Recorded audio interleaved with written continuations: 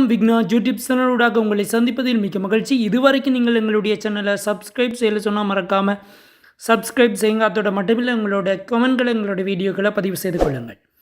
இந்த பதிவு 23/11/2021 நடைபெற்ற பகவான் ஸ்ரீ சத்ய சாய்பாபாவின் 96வது அவதார தின நிகழ்வில் இடம்பெற்ற இறுதி நிகழ்வுகளை பதிவு செய்கிற இந்த களம் வாருங்கள் பார்க்கலாம்.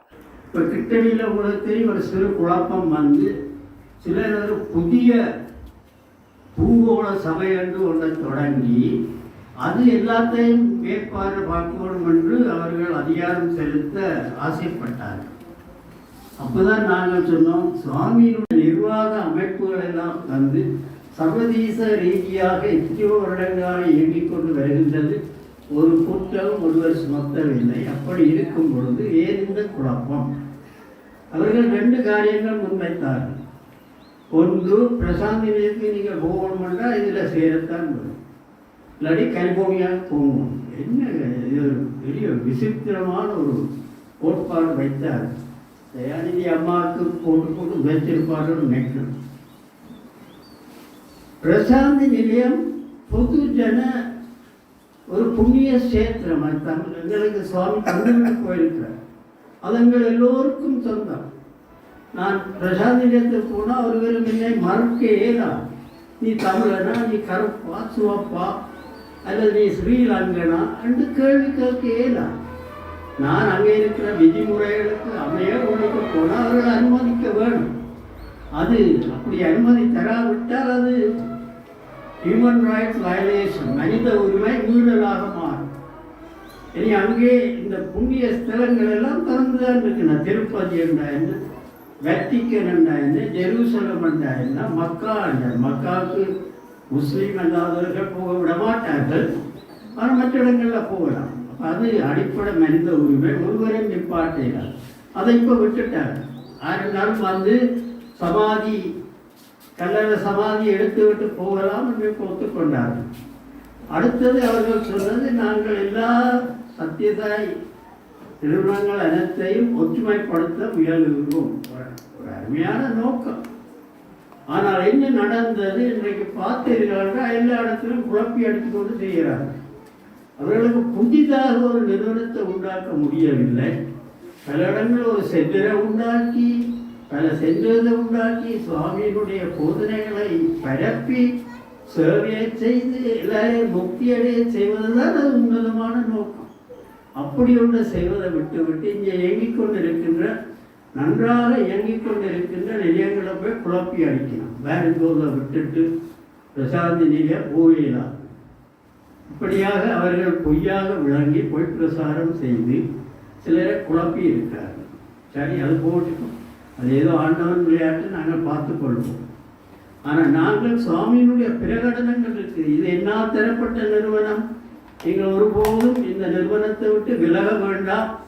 இந்த நிறுவனம் உங்களுடைய மூச்சாக அதை நீங்கள் எடுத்துக்கொள்ள வேண்டும். இதில் இருந்து பிரிந்து போகிறவர்கள் மிகவும் துர்பாக்கியசாலிகள் என்று சுவாமி பிரகடனம் செய்து வச்சுட்டு போயிருக்கிறார். இந்த சர்வதேச நிறுவனத்துக்கு நிறுவன பொறுப்பாக அவர் சத்யசாய் உலக அமைப்பை அமைத்த ஆண்டு 2006ஆம் ஆண்டு நான் அமைத்து விட்டு போவேன் என்று சொல்லிவிட்டு போனார். ஆனால் இதையெல்லாம் குழப்பி அடிக்க பார்த்தார்கள். சரி, அவர் குழப்பத்துக்கு போதிய வாக்கள் இருப்பார்கள். நாங்கள் தான் நிதானமாக இருக்க வேண்டும். எங்களுடைய புத்தியை, சமயோசித புத்தியை விடக்கூடாது. இப்போ எங்களுக்கு கடைசியாக சுவாமி புதிய சேத்திரத்தையும் தந்துவிட்டு போயிருக்கின்ற, நாங்கள் சுவாமியினுடைய முக்கியமான போதனை உள்ளுரையும் தெய்வீகத்தை வெளிக்கொணரவே நான் வந்தேன். தாங்கள் கேட்டால் உள்ளுரையும் தெய்வீகம் என்றால் என்னன்னு கேட்பார். மற்ற ஆட்கள் கேட்பார், எங்களோட சிநேகிதர்கள் கேட்பார், மற்ற மதத்தில் உள்ளவர்கள் கேட்பார். அது என்ன நீ சொல்றீங்க? உள்ளுரையும் தெய்வீகம், உள்ளுரையும் தெய்வீகம் என்றால் 5 அடிப்படை மனித விழுமியங்கள் தான். அதுக்கு இது ஒரு பெயர். சத்தியம், தர்மம், சாந்தி, பிரேமை, அகிம்சை என்பது எங்களுடைய எண்ணம், உணர்வு, சொல், செயல் மூலமாக எப்போதும் வெளிப்பட்டு கொண்டிருக்கிறோம்.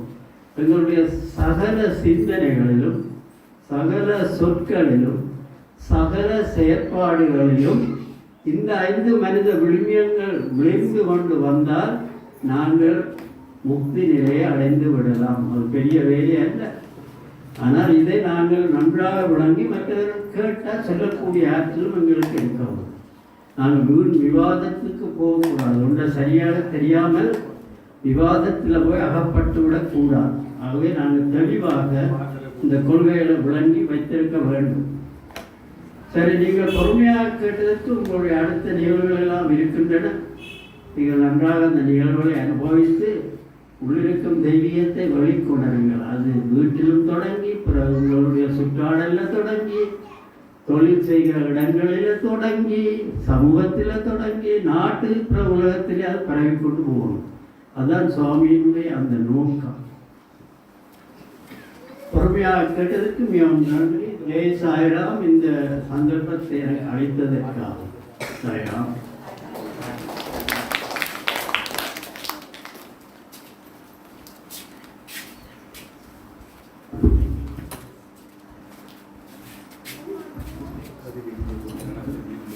சுவாமியின் அருளுரைகளையும் வழிகாட்டுகளையும் வழங்கி சென்ற டாக்டர் கணேசமூர்த்தி ஐயாவுக்கு சாய்ராம்.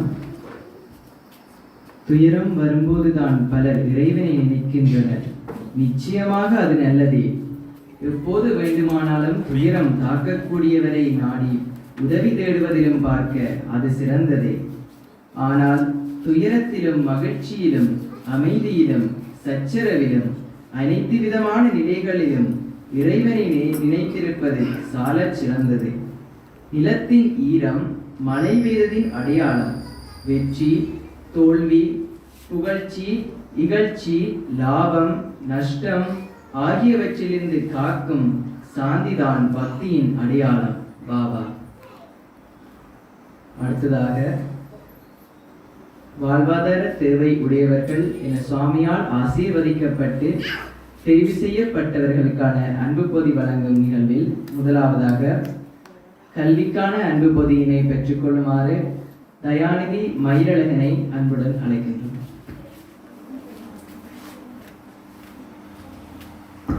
இதனை வழங்கி வைக்குமாறு நமது சிறப்பு விருந்தினர் டாக்டர் கணேசமூர்த்தி அவர்களை அழைக்கின்றோம்.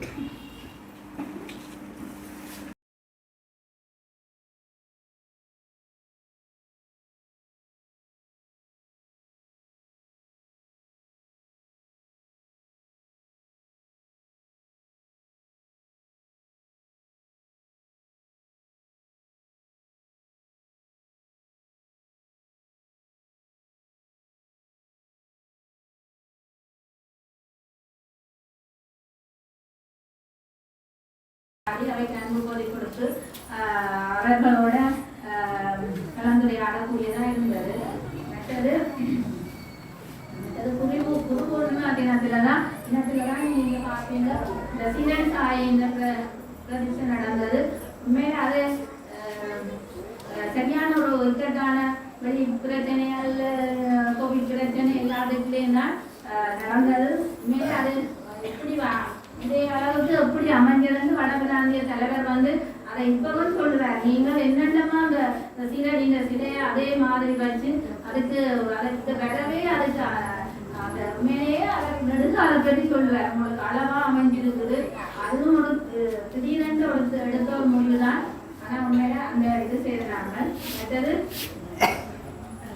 ஒரு தாய் என்பர் எங்களுக்கு உதவி செய்து கொண்டிருக்கார். அதாவது கர்ப்பிணி தாய்மார் தெரிவு செய்து, அது நான் குடும்ப நல உத்தியோகத்தில் கொண்டு தான் தெரிவு செய்து அவைக்கான அந்த 7 மாதத்துக்கு பிறகு அவர்கள் ஹாஸ்பிட்டலுக்கு கொண்டு போய் பாவிக்க வேண்டிய அந்த பொதி, அதாவது அந்த ஹாஸ்பிட்டலுக்கு தேவையான பொதி, அது நான் 5000 ரூபாய் கிட்ட வரும் ஒவ்வொரு பொதி. அது கூடவோ போட்டு அது 2 தரம் செய்திருக்கிறோம். அதில் முதல் 10 அம்மாமாருக்கு செய்தினாங்க. திரும்ப இப்போ கிட்டடியில் 7 அம்மாமாருக்கு செய்தினாங்க. அதுக்கு வந்து அது ஒரு சாயங்கள் அதுக்கான நிதிய தந்து கொண்டே இருக்கிறார். இப்பவும் கேட்டவா பிறந்த நாளுக்கு செய்யலாண்டா சொல்லும் கொண்டு கேட்டுருக்கிறார். மற்றது 9ஆம் மாதம் சீரடி சேகரம் வாசி செய்கிறாங்க. 5 மாதம் உறுப்பினர்கள் சேர்ந்து ஆன்மீக இதில் அது 7 நாட்கள் வரைக்கும் முடிச்சாங்க. மற்றது எங்களோட சுவாமியின் அவதார பிரகடனத்திலையும் நாங்கள் மேல அது சின்னனா செய்துட்டு விடுவாங்கன்னு தான் இருந்தது. ஆனால் வடபிராந்திய தலைவர் சொன்ன ஒரு ஒரு சொற்பொழிவுக்கு இடம் எடுப்போமான்னு கேட்டேன். நான் சரி என்ன செய்யறது ஓமன்னு சொன்னேன். நானும் எதிர்பார்க்கல தேசிய தலைவர் வருவாரு. அவரும் வந்து வடபிராந்திய தலைவரும் வந்து அதை சிறப்பிட்டு நடத்தினார். அதுக்கிடையில நல்ல நிகழ்ச்சிகள் காலேஜ் மாணவர் அந்த நிகழ்ச்சிகள் எல்லாம் ஆன்லைன் மூலமாக நடந்தது. ஆட்சி அமைப்பு நிகழ்ச்சிகள் எல்லாம் அதெல்லாம் தென்மோன்னு தெரியல நடந்தது. இந்த 2 காலேஜ் மாணவர்கள் காலேஜ் நீலா கைவண்ணியம் வந்து எழுதினவன். அவை இப்பவும் தேசிய தள தலைவருக்கா கொண்டு வர அந்த பிள்ளைகளை ஊக்குவிங்கோ. உண்மையில எங்களோட இளைஞர்களை அவர் இப்பவும் சொல்றாங்க. மனோரன் தேசிய தள தலைவரும் வடபிராந்திய தலைவரும் நல்ல இளைஞர்கள் இருக்கிறாங்க. நீங்கள் என்னதான் பேசுற நீங்கள் அவர்களை கொண்டு சேவை செய்ய எல்லாமே இருக்கிறீங்களா? நான் சொல்றது அவை எல்லாரும் நல்ல பிள்ளைகள் தான். ஆனா எல்லாரும் சுவாமியால வளர்க்கப்பட்டு சுவாமியால ஆசீர்வதிக்கப்பட்டு எல்லாரும் இப்போ ஒரு நல்ல நிலையில் இருக்கிறபடி அதை பிடிக்கலாம இருக்கு. ஆனா எந்த ஒரு நிகழ்ச்சியும் அவர் வந்து எங்களுக்கு உதவி செய்யறாங்க. இன்றைக்கு கூட இன்னும் அவன் வேலை முடியல செய்து கொண்டுதான் இருக்கிறோம். மற்றது கண்ணீரம் முடிக்கல. மற்றது இந்த வேலை வரவு செலவு அதுல முடிக்கலாது. கொஞ்சம் அந்த கையிருப்புல 20ஆம் ஆண்டு கையிருப்புல 2,18,800 ரூபாய் இருந்தது. அதோட சில சாய் அன்பர்கள் வெளிநாட்டவரும் தந்தது. அந்த வகையில நமக்கு சொன்னது அந்த கடல் இன்பச்சோலைக்கு. மற்றது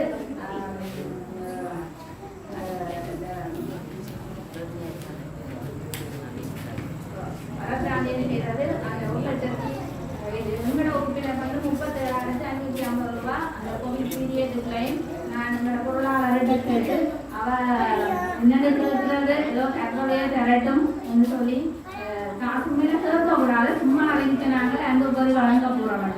ஆனா அதுக்கான நிதியும் வந்து சிறப்பாக அவையை நடத்தி முடிச்சினாங்க.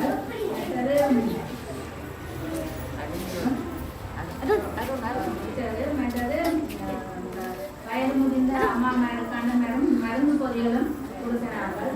இதுல இப்ப முடிவு எங்களை இப்ப சொல்லிடாதானே நான் அடுத்த பருவத்துல நிதி நிலைமையை பற்றி அறிவிக்கிறேன்.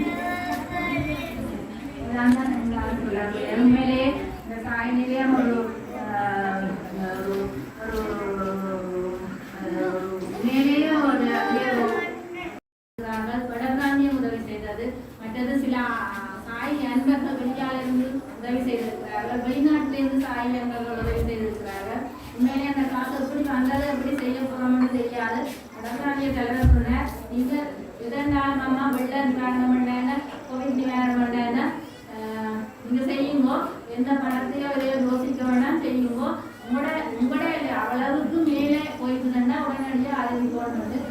அந்த வகையில நாங்கள் எங்களோட தத்தெடுத்த கிராமமான இன்பச்சோலையில மேல 43 கிராமங்களுக்கு எண்பது வழங்க வேண்டியிருந்தது. அதுக்கு 1,04,980 ரூபாய் செலவு. ஆனால் அப்படியே அந்த வடபிராந்தியம் அதை ஒரு சதமே எங்களை கொடுக்க விடாம அவைகள் அதற்கான காசோடைய தந்துதவி செய்தவர். மற்றது நாங்கள் எங்களோட நிலைய சார்பாக செய்தார் வந்து மூணாயில 20 குடும்பம், மாடிப்பாயில 20 குடும்பம், மற்ற சங்கானையில 7 குடும்பம் முதல் கோவிலுக்கு செய்தாங்க. அதுக்கு எங்களோட நிலைய உறுப்பினர்களுடைய பணமும் வெளிநாட்டு சாய் அன்பர்கள் சிலருடைய பணமும் சேர்ந்து கொடுக்கப்பட்டு செய்யப்பட்டது. மற்றது ஹாஸ்பிட்டலுக்கு உருவாக்குற ஹாஸ்பிட்டலுக்கு கர்ப்பிணி தாய்மார் முதல் குழந்தை தாய்மாருக்கு சத்துமா பொதி கொடுக்க வேண்டியது ஏற்பட்டது.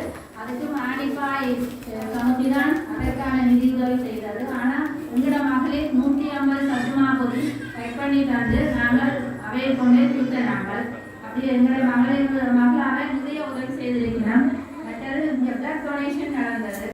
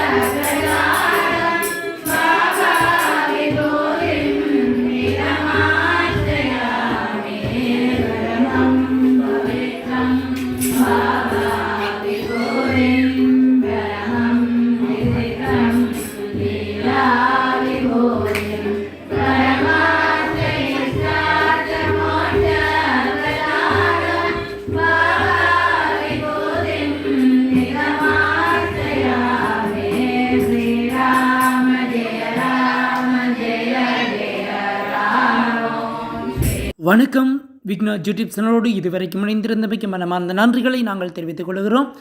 தொடர்ந்து இணைந்திருங்கள். பல்வேறுபட்ட பதிவுகளோடு களங்காண தயாராகி கொண்டிருக்கிறது விக்னா யூடியூப் சேனல்.